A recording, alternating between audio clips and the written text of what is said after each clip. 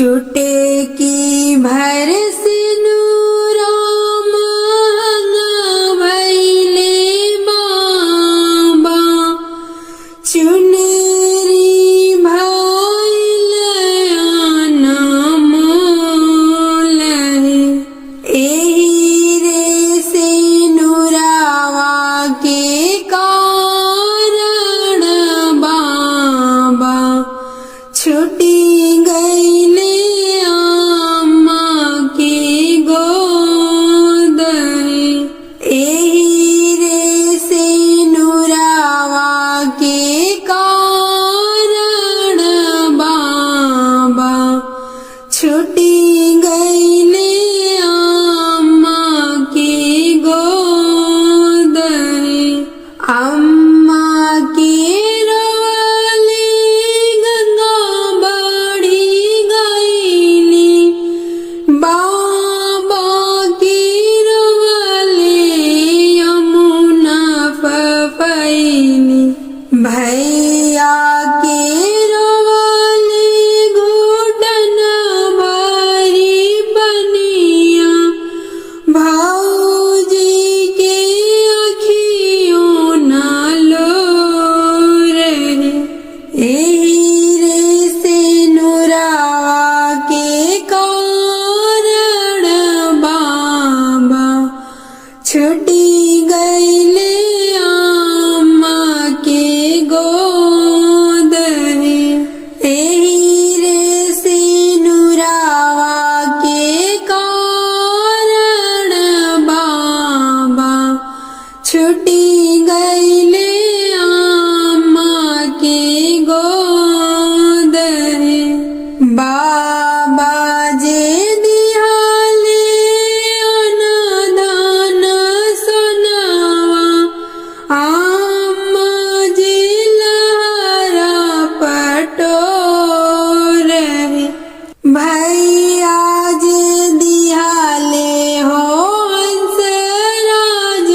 घोड़ावा, भौजी जे खोइचा भरी धान बाबा के दिहल धान छवा मास खाइबू, अम्मा के दिहल साड़ी शोभा बढ़ई, भैया के घोड़ावा हो नगर घूमई है, सुगंध बढ़ई है खोइचा धान एही रे सिनुरावा के कारण बाबा, छूटी गईले अम्मा के गोद एही रे सिनुरावा के कारण बाबा, छूटी गईले अम्मा के गोद अम्मा कहली बेटी नित उठी आईहा, बाबा कहले बेटी छवे मास आईहा, भैया कहले बहिनी काज परोजन, भौजी कहली कौन काम है एही रे सिनुरावा के कारण बाबा, छूटी गईले अम्मा के गोद एही रे सिनुरावा के कारण बाबा, छूटी गईले अम्मा के गोद किया हम भौजी छिकनी रसोइया, किया हम छिकनी दुआर हो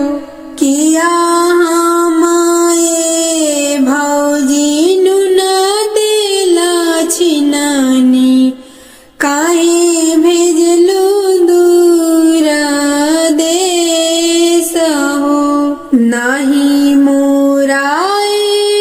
ननद छे कालू रसोइया